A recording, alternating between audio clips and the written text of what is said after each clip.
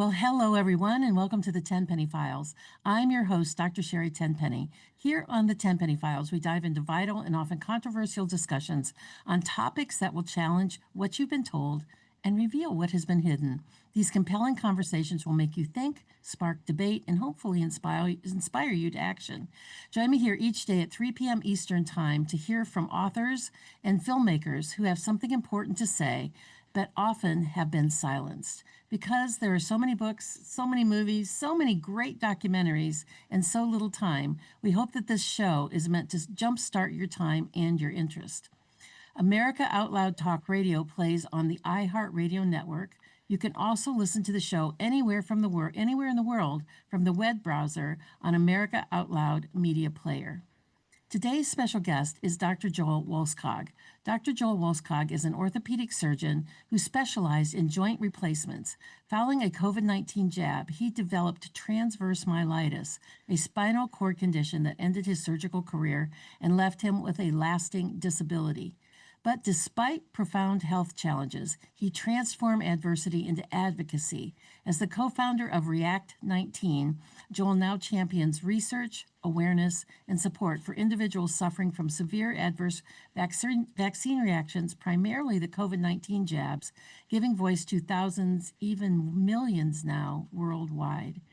Dr. Joel, thank you so much for joining us here today at the Tenpenny Files. Welcome to the show. Thank you so much for having me, Dr. Tenpenny. First, what jab did you receive where you got your injury? I had my one and only Moderna injection on December 30th of 2020. And before you were vaccine injured by the COVID-19 jab, did you know much about vaccines or the potential for injuries from any of them?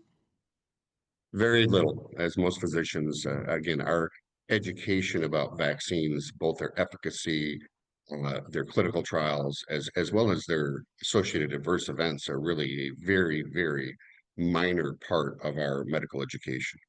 Yeah, and like you said, it's a common problem or a common theme amongst all physicians, even pediatricians, that really haven't studied what's coming through the needle and what the potential side effect is for injecting foreign matter into the human body.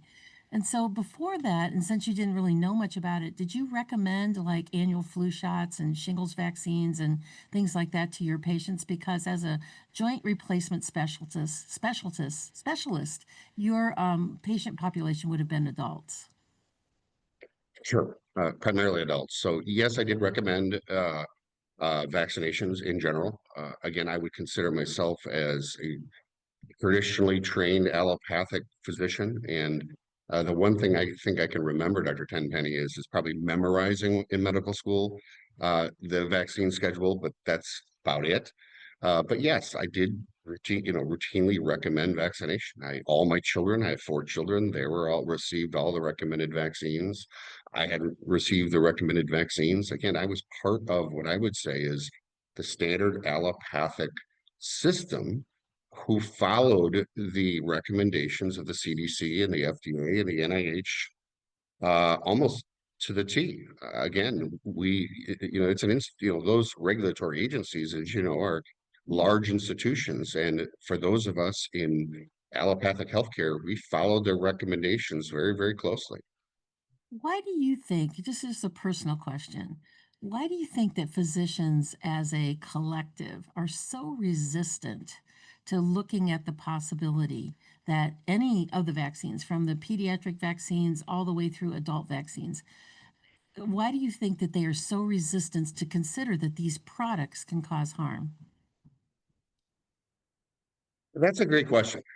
I think I can certainly start first of all with the COVID shots. We put so much faith that the shots were the way out. Obviously, as you know, to get emergency authorization, you can't have commercially available products. So that's why ivermectin, hydroxychloroquine, et cetera, got poo-pooed, because otherwise you could never get an emergency authorization. But in general, that's a great question. Why are so many people so dead set that vaccines are so imperative? I don't know. I really don't necessarily have an answer to that. I mean, that's the truth. I read the book, Turtles All the Way Down, which you probably have read too, and it's eye-opening to see how, before the COVID shots, we didn't really test against an inert placebo. We were testing against the prior variant of the vaccine. So, I've always considered myself very, very pro-science, but at this point, I've realized that vaccines in general aren't necessarily all about science. It's about population health. It's about politics. It's certainly way beyond what it should be, which is just science.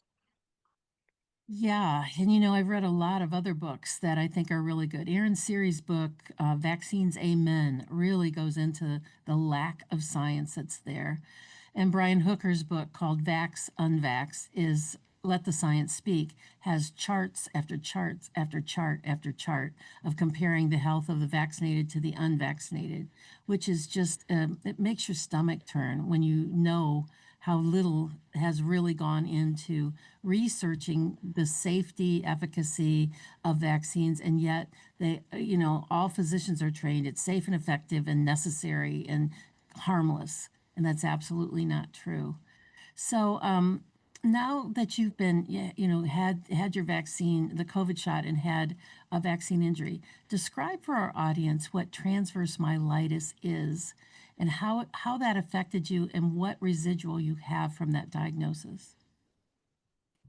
So transverse myelitis is an injury primarily to the lining of of the neurons or nerves. So transverse myelitis is a condition of the central nervous system, so brain or spinal cord, where for some reason there's inflammation or an autoimmune attack on my own neurons. So for me, I have a lesion at the eighth and ninth thoracic level of my spinal cord, and for me, it started about a week after the shot. I was totally healthy, and I remember telling my wife I got up from bed and my legs were numb.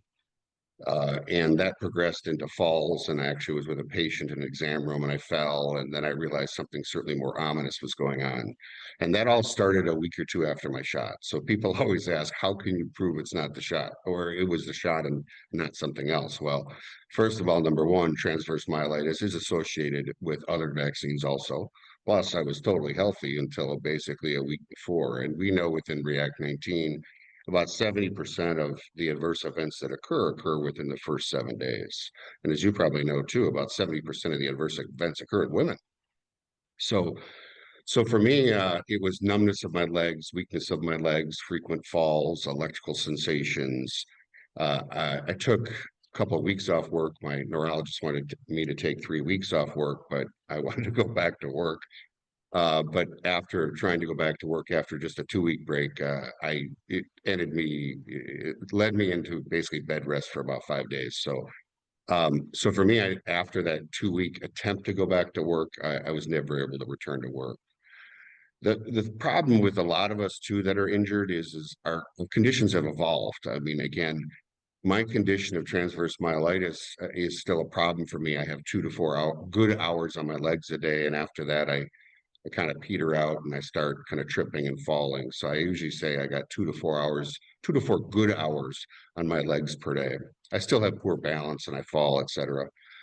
But a lot of us with these autoimmune and neurological conditions, we've progressed over the years. I started developing autonomic dysfunction about a year or two later, where I started passing out. I was twice it occurred on an airplane where I didn't know where I was. So I started developing more autonomic dysfunction issues. As your listeners probably know, your autonomic nervous system is that part of your nervous system that controls involuntary functions. My baseline heart rate, if I don't take medicine, is 130 to 150 instead of, normal like 80.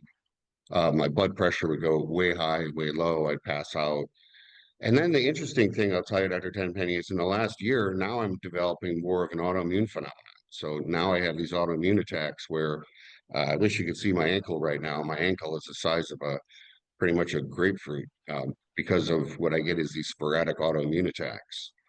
So I just took a bunch of steroids this morning. Unfortunately, now I'm diabetic because I've been on steroids for about a year and a half. But I'm trying to get on IVIG, IV immune globulin, but can't get it covered by insurance. So, and I've tried other immunosuppressants similar to, I've tried Imuran, I've tried Cellcept, but unfortunately those aren't working. But for a lot of us, we're trying to get these other medicines, which unfortunately are not covered for our given diagnoses. And as you probably know, there isn't even an accepted diagnosis for coding purposes and billing purposes for COVID-19 vaccine injury. So these are all things that we're working on very diligently within React19. In fact, I'll be flying out to DC tomorrow with Brianne Dressen, my co-chair, and we have several meetings scheduled this week, including people from the NIH and the FDA.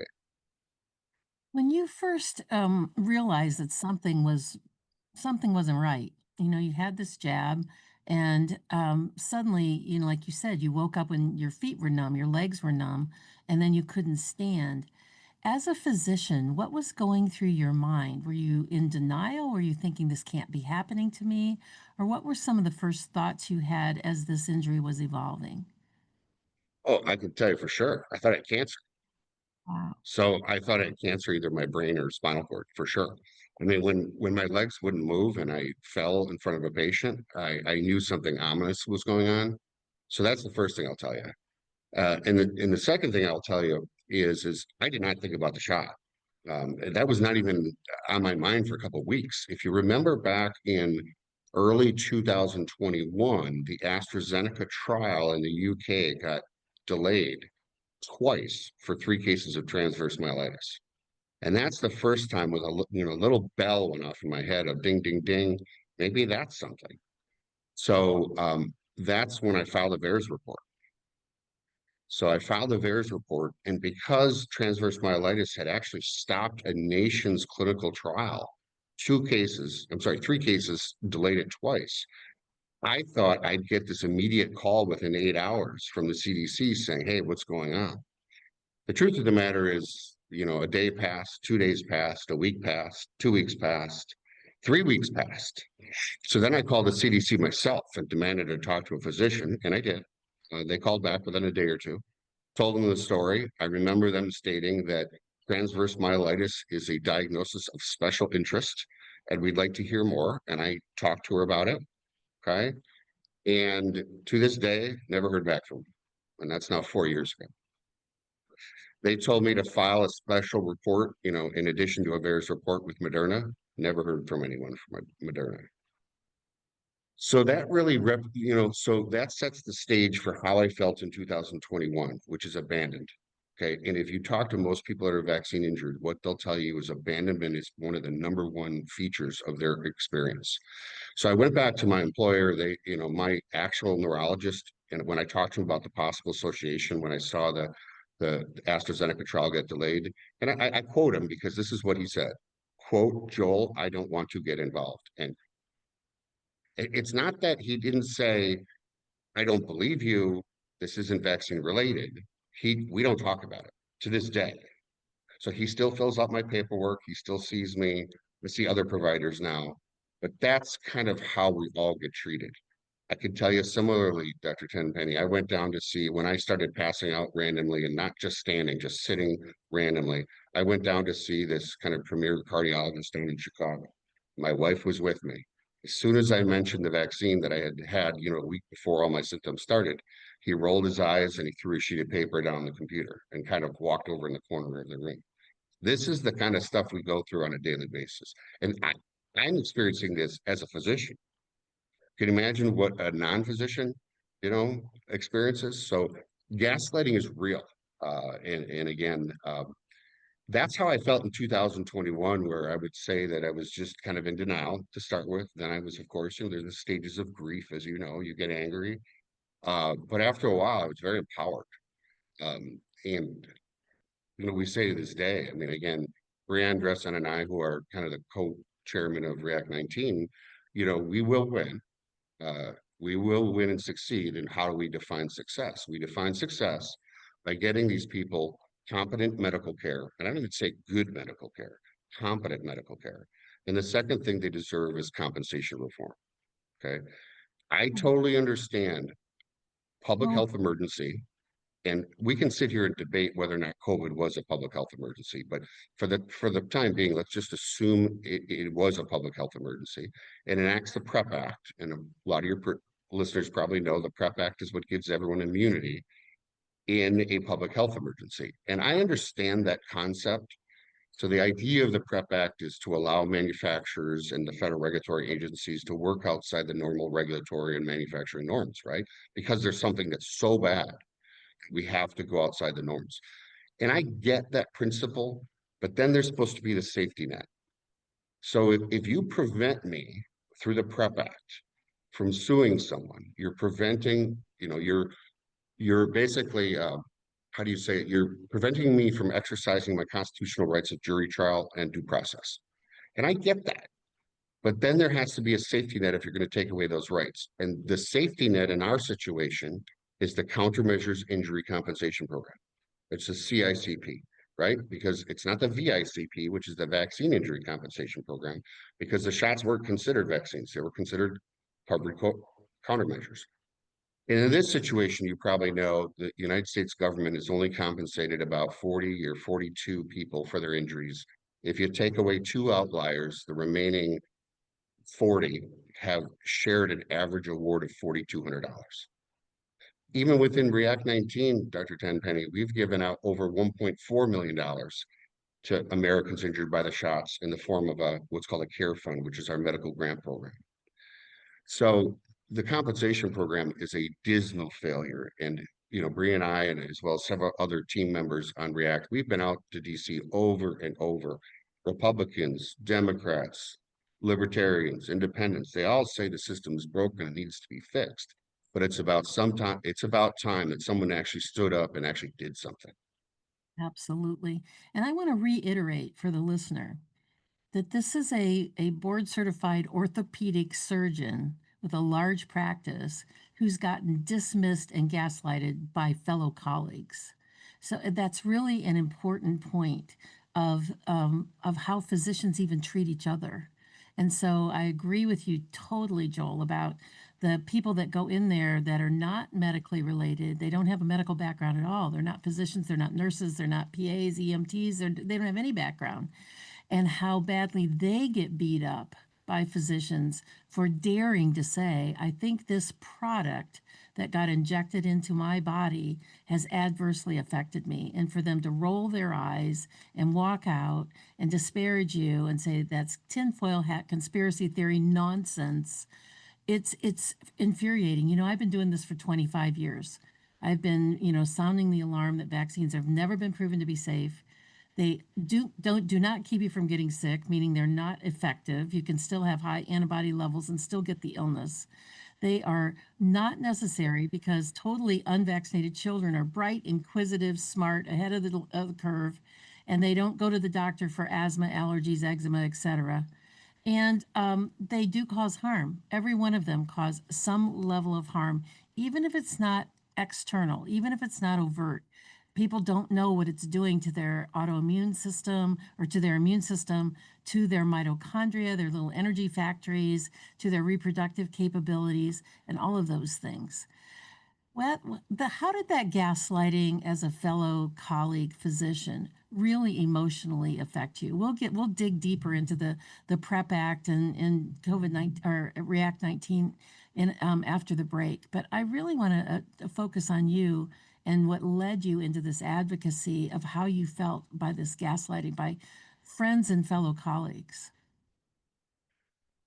Well, I would just say again, going back to the word I would describe my experience, and I've talked to thousands of people that have been injured by the COVID shots. It's one of abandonment. It's one where you're kind of amazed that you live in this country, which you're very proud of, yet people that are marginalized get treated like absolute crap. I don't know else how to say it. Um, but it's real, and then it makes me angry, and it makes me embarrassed to be a physician. I have no problem saying that. I mean, I am very much of embarrassed of our healthcare system. In my practice, I've seen over the 20 years, when I started practice, the vast majority of orthopedic surgeons were independent, not employed. But it's kind of flipped. So now the vast majority of uh, orthopedists I can speak for are employed, and that model has changed. So it's changed to a very revenue-based corporate healthcare system. Physicians are no longer scientists, where physicians depend on being told what to do, what protocols to use, how to treat things. They're told what literature to follow. So that's what I see I wrote a paper once that it was called The Employed Physician, the End of Healthcare. And I truly believe that. I think that is one of the main issues in our current healthcare system, and I think it's really percolating up now. So a lot of people talk about vaccine hesitancy, but I think we're way beyond vaccine hesitancy in this country. We're into healthcare hesitancy because I think the COVID vaccines have brought out the fact that the American public is not receiving informed consent. They're not being told, "Hey, here's the efficacy data, here's the risk data," and being allowed to make their own informed consent. They're being mandated and forced to get these shots.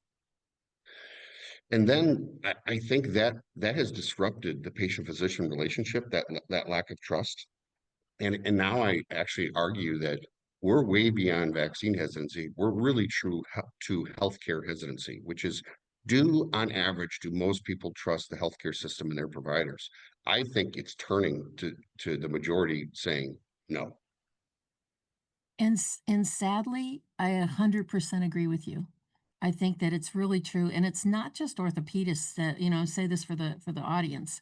It's not just the orthopedic practices that have been bought up by the healthcare system. It's everyone has been captured.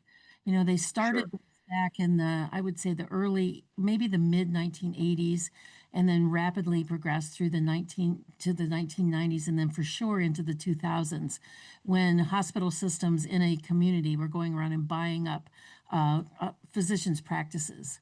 And they were selling it to them because of the implementation or installation of billing software for Medicare and Medicaid. And those software systems were extremely expensive. I mean, they were like $60,000 to do this software system for Medicaid, and it was more than that for Medicare. And so the hospital system said, "No worry, we'll install that into you for free.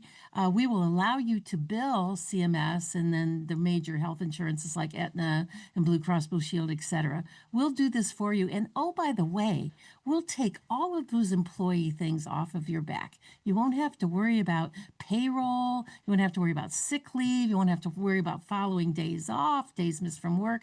We'll just take that away from you and make your life so easy, doctor, that all you have to do is come in and just see patients and fill out this little form with these little codes that we'll just take care of this whole billing thing for you." And that was the soft sell, the major soft sell that happened in the 1990s, the early 2000s. And physicians were like, "Hey, why not? That sounds great. You're going to be able to put in this expensive software that I could not have afforded in my small business," which is what physicians' practices were, small independent businesses. I couldn't have afforded that.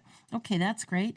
And you're not going to take care of my payroll and and all the things that happen with employees, which, all business owners can understand can be problematic. They can be wonderful, but they can be problematic too. And so over time, they bought and captured all of them. And then you become an employee of a big system.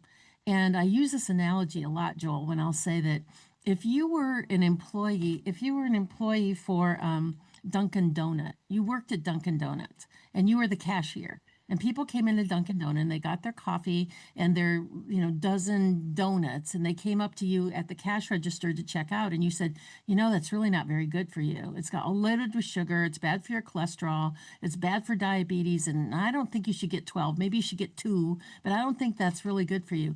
How long do you think that boss of that Dunkin' Donuts is going to let that employee do what they want, even if it's correct? Not very long. And that's the same thing It's a that great point. has happened to physicians, that they have been captured and that they have quotas and they have to order so many tests and so many colonoscopies and so many mammograms and all these other things to get bonuses.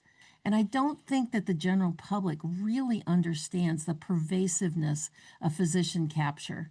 And I think both of us as physicians, having come at the system from two different angles, could probably say this is a big problem for the general healthcare consumer. I agree with you 100%. I just say that my eyes now are wide open. I see so much more the pervasiveness of pharma money into our scientific journal community or scientific community, the pervasiveness of pharma money into our media. And And I also want to tell your listeners too, it's not just corporate healthcare. Remember, now we have venture capitalists going into healthcare.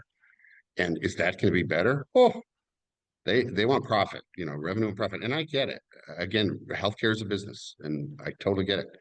But at the same point, again, I think the individual provider has to remember that their duty is to the patient that's in front of them. And their duty is certainly first do no harm. Their duty is to provide informed consent to these people with any intervention. Okay. And again, I always tell people informed consent is not the sheet of paper that they sign. The informed consent is the conversation you have with them. And again, the conversations around these, particularly these COVID shots, is just they never occurred. They were just told the blanket statement, safe and effective. And I think the American public is smarter than that, and that's why you're seeing uptakes of boosters at the 10 to 20% range. Why? Because they don't believe it anymore. You Exactly. lie to them enough, suffer the wrath of their distrust. That's exactly right. Well, hold that thought right there, Dr. Joel. We're going to take a quick break. We're going to hear from our sponsors for AmericaOutloud.news. America Out Loud Radio plays the Tenpenny Files on iHeartRadio Network daily at 3 p.m. Eastern. Our shows then go to podcast platforms the next day. You can hear the Tenpenny Files on Spotify, Pandora, Apple, TuneIn, and iHeart Virtual Studio. We have a great message from our sponsors. They're what keep us on the air and keep us going. We're going to take a quick break. We will be right back. There's more to come. Zeolite is a detox spray. We work specifically with a company called Touchstone Essentials. They are an incredible company. We've been working with them now for several years. And zeolite is a mineral that goes through your body like a one-way basket. It will clean out heavy metals such as arsenic and mercury, aluminum, cadmium, and it hooks onto those metals from a one-way perspective. So once it's bound, it goes out through your urine or your stools and doesn't get redeposited in other places. Everybody needs to have a detox product in their life, and this one is so easy to use and it's so safe. You can take it when you're pregnant, you can take it when you're nursing, you can give it to little children, you can even give it to infants, and quite frankly, I give it to my dog. I actually put a little bit of the zeolite in his water because until we all stop living in a toxic world, we all need to get some of those extra toxicities out, the heavy metals, the persistent organic pollutants, the things that are floating through the air, the different things that we come in touch with in our environment. And we are a big fan of zeolite from Touchstone Essentials. We've been a big fan of their products for several years. Go to drtenpenny.com/detox to get your first bottle of zeolite spray for $50 off. Well, welcome back, everyone. Today we're talking to Dr. Joel Wallskog, a COVID-19 injured orthopedic surgeon and co-founder of React19. You mentioned that you've been to DC a lot and talked to a lot of people down there. You've mentioned the CDC and the FDA, the NIH do not provide reliable information about the jab during COVID and the height of COVID, and they still don't. They're still stuck in this lie that mRNA technology is just great, and I see it pervasively spreading into plants and animals and more sorts of things. What has been your your interaction with these government agencies? Well, we spent a lot of time with Peter Marks in particular. So I want to draw attention. So everyone talks about Fauci as being, the big demon. And in my opinion, he is the biggest demon of the whole COVID era conspiracy in my mind. Peter Marks was, basically head of biologics at the FDA. We met with him every 2 or 3 months, never met with him in person. He would always meet by Zoom with his team.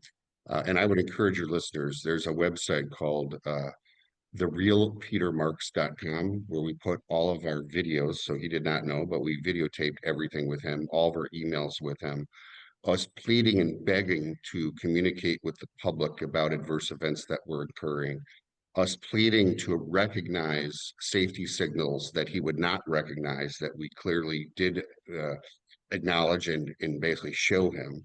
So I would encourage your listeners. So Peter Marks was one of the big people that we had met with repeatedly, but Brianne Dressen, who's my co-chair, had also met with Janet Woodcock, Walensky, numerous different people that were involved in the federal regulatory response. The entire experience was somewhat comical. I always kind of told Bree, why we keep meeting with these people when we're getting nowhere? because we basically got blown off. And Peter Marks would say, "Oh, I'm going to look into that and get back to you." Never did. I'd submit lists of questions via emails. We were early on talking about myocarditis in kids before they talked about it. So, there's alarming things that, I mean, clearly they knew. There's, as you probably know, Arvin Nath, who is one of the neurologists at the NIH. You know, the NIH in 2021 secretly flew 23 injured people with neurologic injuries after the COVID shots out to the NIH and studied them. Brianne Dressen, my co-chair, was one of them. Told them to go home, told them not to talk about their experience, but we will look into this, figure it out, and we will help everyone. So that's why they stayed quiet. And I'd encourage you, if you want your listeners to hear more about Brianne's story, it's Brianne Dressen, Worth a Shot. It's a great book. She was injured during the AstraZeneca trial here in the United States and literally abandoned, not just by the NIH, but also by her own providers and by AstraZeneca. It's pretty amazing, what happened and how we were just pacified, and always all of our interactions at this point were always remote, and they were always like, "Oh, we'll get back to you, we'll get back to you," and they never did. This week I'll be out in DC. Brianna and I are flying out tomorrow, and we have meetings with the head of the NIH, and they basically Peter Marks' replacement in person to talk about real issues. Now, I'm very much encouraged in the last year where we're going, but again, we still need more action. I always say that the rhetoric is great, but until we get real action, and real action has to do with research, has to do with getting these people care, has to do with getting them compensation reform. Until we get that, we're not done. But certainly a lot of promise. I give RFK Jr. a lot of credit for taking a million shots in a million different directions and trying to still move forward, but we got a lot of work to do. Well, and that was going to be the next thing I was going to ask you to address is what do you think of Secretary Kennedy's efforts at HHS? Because, NIH and FDA and CDC all fall under HHS, Health and Human Services. And it's a big job and there's lots of things to address. But overall, what do you think of Secretary Kennedy's efforts in terms of mRNA technologies? Well, overall, I think he's doing a great job in light of the complexity of the situation he's in. This is not a simple situation, and there's so many ongoing issues. And plus, you have a presidential administration that still thinks Operation Warp Speed is the greatest success in it seems like Western civilization. So it's tough. I mean, he's got a tough uh, gauntlet to navigate. Let me put it that way. Again, Trump has been rumored to say, "Why would I question Operation Warp Speed when even the Democrats state that I saved millions of lives?" Well, in that situation, that's a tough one if you're an HHS secretary. So, as you probably know, Trump put out an X post a couple of months ago. We're all very excited. He finally distanced himself from Operation Warp Speed, and then basically said, pharma's got to prove through numbers, prove that Operation Warp Speed was a success. So we were very excited that actually we were talking about science and re-looking at data, particularly efficacy and safety data. But then a couple of weeks later, Dr. Tenpenny, you saw the CEO of Pfizer in the White House in the Oval Office hugging Dr. Oz. So this is a complicated situation, but overall, I want to give RFK Jr. credit for sticking with it. I just hope he can stick with it, and he's allowed to. And again, as you know, I mean, the positions out there can be pretty volatile where people come and go. But I think he's done a good job, but we need more results. Yeah, I would totally agree with that. I've said that, people don't understand. All those of us that have been involved in the vaccine issue and other health freedom issues and problems with food and all this stuff for years, decades, as a matter of fact, we really were expecting RFK as our champion to go up there on the hill and take a sledgehammer and a scythe and just slash and burn and hammer all this stuff down to zero. And then you have to understand the reality of politics. and understand the reality of what he's up against. Like you just mentioned, he's still up against elements of the Trump administration and people that work inside the Trump administration. He's up against Congress who are like, what do you mean vaccines aren't safe and effective? And then you've got still millions of Americans that still believe in safe and effective, and I want my shots and my boosters for me and my kids. So it's a big, big problem. And I've known Secretary Kennedy for probably 20 years. Leopards don't change their spots. He's really super smart. I think that Bobby is got a photographic memory. If he doesn't, it's very close to a photographic memory. The way he can remember numbers and dates and science studies and all these different things. And he's laying out a plan to slowly move it all forward. In fact, at one point he had said to me, the Queen Mary doesn't turn around in a day. And so it's a big job, and I every day he's part of my prayers that I support him, pray for his to have wisdom, and I pray for his safety because I think he's really up against a lot of things. So let's shift courses here a little bit and talk and go into more detail about React 19. I talked extensively about your organization in my book, Zero Accountability in a Failed System: How Big Pharma Weaponizes Vaccines, Public Health, and the Law. In fact, there's an entire chapter called Sacrificed for the Greater Good, in which I talk about everything that happened inside the PrEP Act. And for the listeners, that is short for Public Readiness and Emergency Preparedness, is what PrEP is. The PrEP Act that was passed in 2005. I go into great detail about that, about the VAERS data, how there's hidden data and forward data and backward data, and all people in React 19 that their VAERS reports just kind of disappeared and weren't really accounted for anywhere. And the COVID injuries and open VAERS that did a much better job than our U.S. government did, and the lack of funding for the CIC program. When I first started digging into that for the research of my book, Joel, I've been doing this 25 years. I was mortified. I didn't realize how bad it was, and that the statute of limitations is a year. So if you got injured like you did in 2021, your statute of limitations is out in terms of filing for compensation through that program. And we had 1.6 million people file injury reports with the VAERS system. We know that only captures roughly 1% of injuries. So how did you decide, how did you, Brianne, she's been on a previous podcast that I've done, and I have her book, which is, you're right, it's just a delightful book, and we'll have her back on again. How did you decide to start this organization, and to date, how many people are involved with React 19? Great questions. So Senator Ron Johnson is actually kind of the core of a lot of this. And I don't know if you know, Senator Johnson just actually recently announced to donate his salary, at least half of it, to React 19. Um, so he's a tremendous person. So to make a long story short, Brianne Dressen was injured early in kind of mid 2020 because she was part of the AstraZeneca trial. Her husband works for the Army. He's a PhD chemist.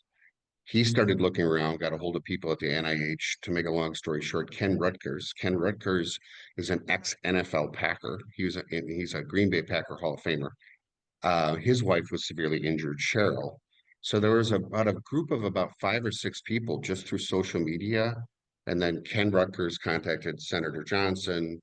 And to make a long story short, this group of about 6 or 7 women started communicating in late 2020, early 2021. And Senator Johnson just said, let's give these people a voice. Let's hold a press conference in the summer of 2021, and let's just let them say their story. Nothing else, just let them speak their mind. And they did. Media comes, and how did the media respond? Well, they, of course, said it was all about Senator Johnson. Look at crazy Senator Johnson, huge anti-vaxxer. The whole story wasn't about them. It was about him, at least the media coverage.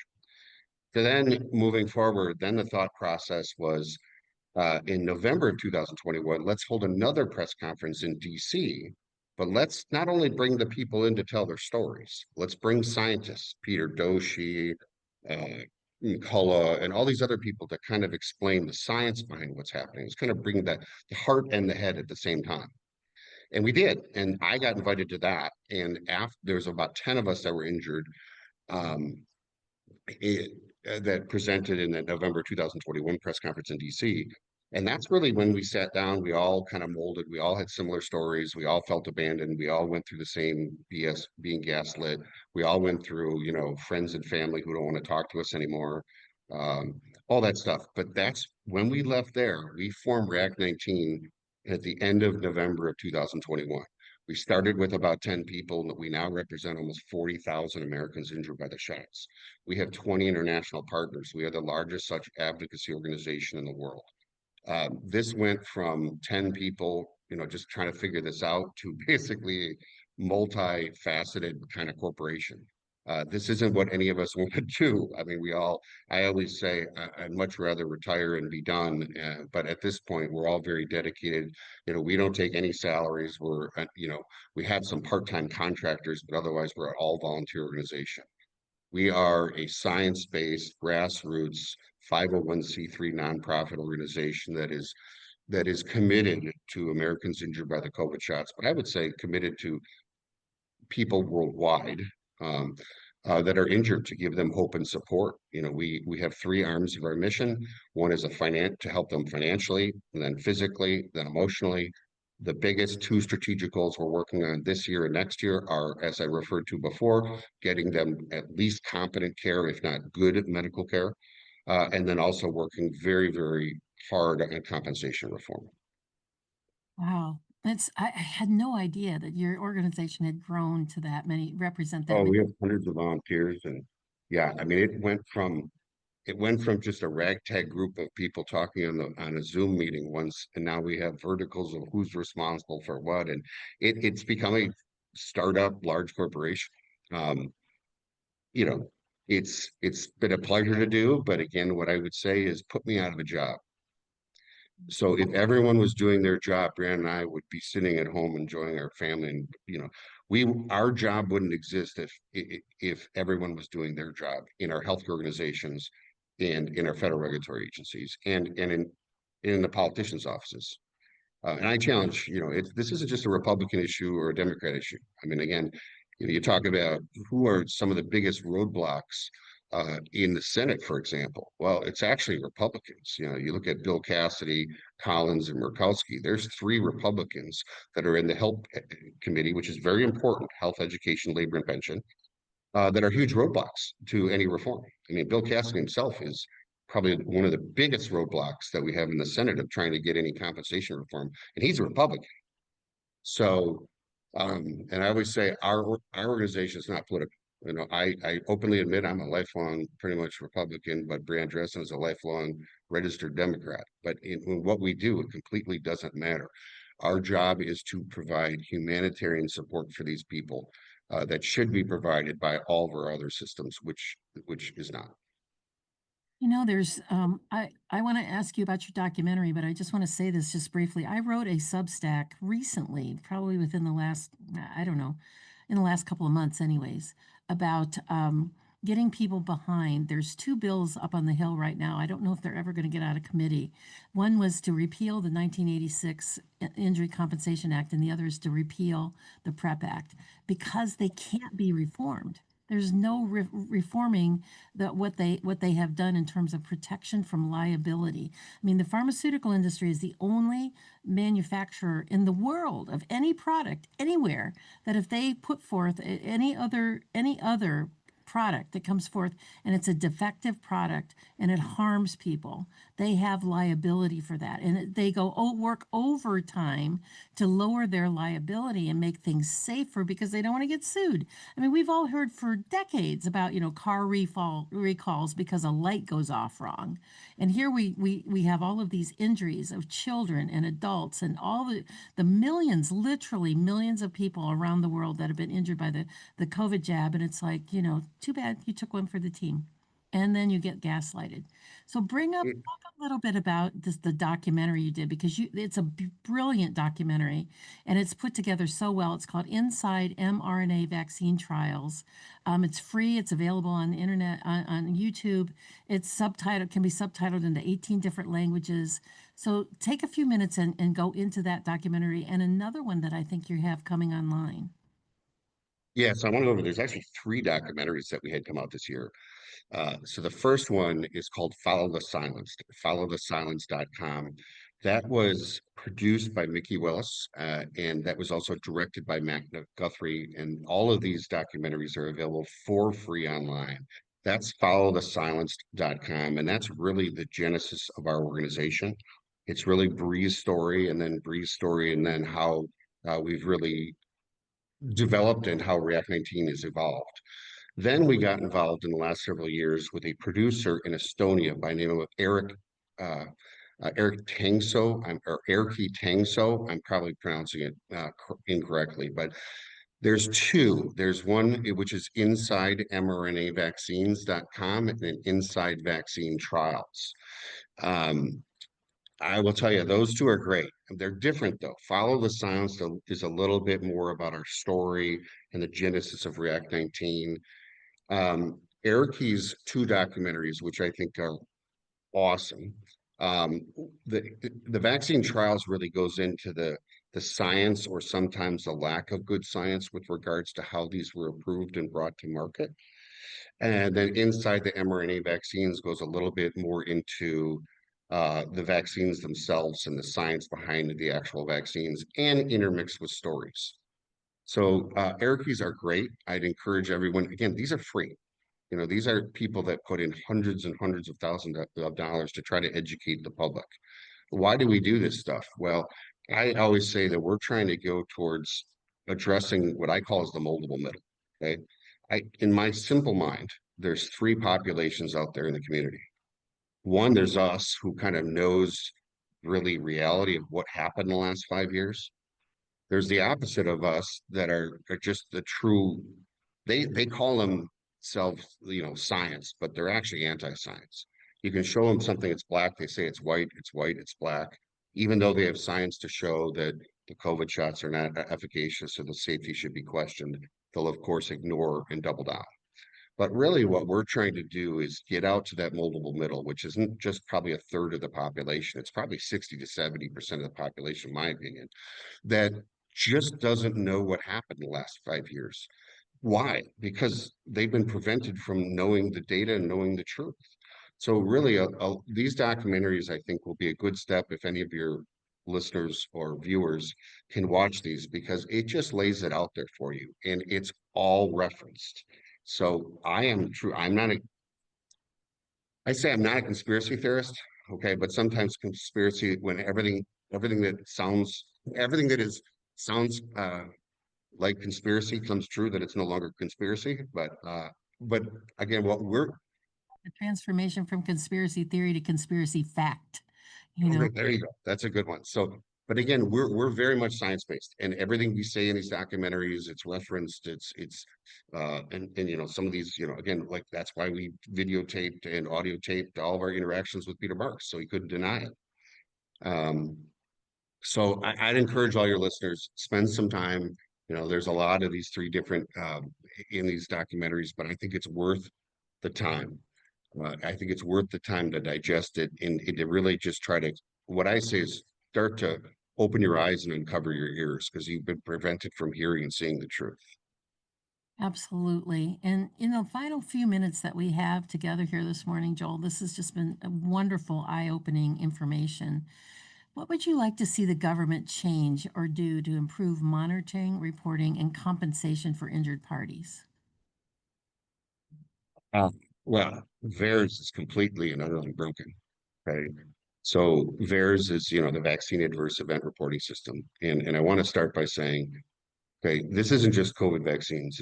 This goes back with problems with vaccines, back decades and decades and decades. And I want to give homage to all the people at Children's Health Defense and other organizations that have worked so hard really for reform for their populations. Because this isn't just for the people that have been injured by the COVID shots. And we're certainly trying to argue and really work for them too.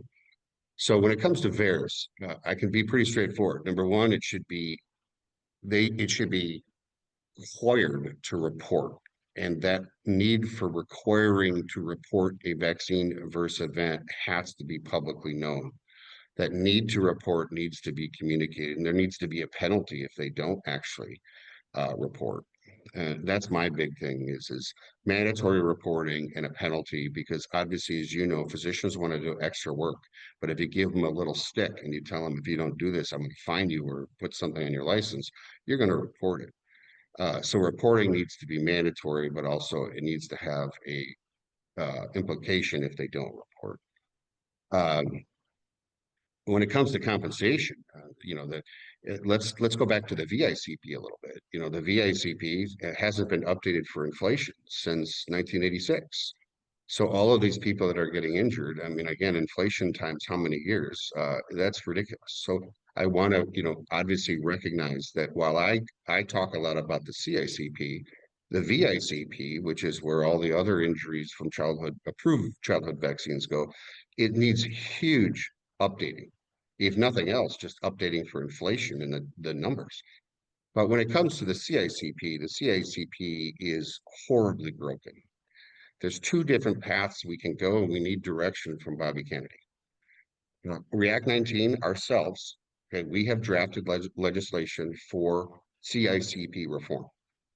We have also worked in the last Congress and are working in this Congress too, as another option of revamping or updating VICP and transferring our claims into the VICP from the CICP. So we could go either way, but this is where we start to need direction from RFK Jr. Okay, what's the best way? Part of the big issue, as you know, is where's the money come from? The VICP is funded through an excise tax, which is 75 cents per vaccine dose, but the CICP is taxpayer funded, which is wrong. I don't want taxpayer money. It should come from pharma. They made the profits, but they should also pay into the fund. So this does get complicated. This isn't simple, but who's going to pay for it? And I do believe it should be pharma. Whether or not we do CICP reform or we get rid of the CICP and transfer us into a reform VICP, either way would work, in my opinion. Appropriations, again, funding is big, but we need direction from HHS. Dr. Joel Wallskog, this has been a fabulous interview, and you and I have so many things in common and so many things that we could talk about, but unfortunately, our time is through for today. This has just been great, and I really want people to get involved with React19, and I believe that's react19.org, correct? Correct. React19, you can volunteer, you can donate money, you can get behind their films and support them, because these are people that were not given informed consent. They were not told what the risk factors were, and it has been a lifetime of devastation for that. So I think that it's so important for this information to get out, for these films to get out, for to support what they're doing. And it will really be a really, really important thing so that this never happens again. So, with that, I want to close out with one of my favorite verses from the Bible. I close all of my podcasts with, whether it is live or pre recorded, which is Romans 12:12. Rejoice in hope, be patient in trouble, and be persistent in prayer. Remember to lean into God and trust Him for everything. He will not let you down. We will see you tomorrow, same place, right here at 3 p.m. Eastern on AmericaOutloud.news and the iHeartRadio network. If you've enjoyed this show and you want to listen to it again, you can listen to it. It will be uploaded onto the platforms at Apple, Spotify, Pandora, TuneIn, and iHeart Virtual Studio. You can also find me at drtenpenny.com and on my Substacks, drtenpenny.substack.com and tenpennywalkwithgod.substack.com. Don't forget to get my book, Zero Accountability in a Failed System, which is so important and goes to this topics just so greatly. So the rest of you have a great rest of your day, everyone. We'll see you right here tomorrow on the Tenpenny Files. Goodbye and God bless.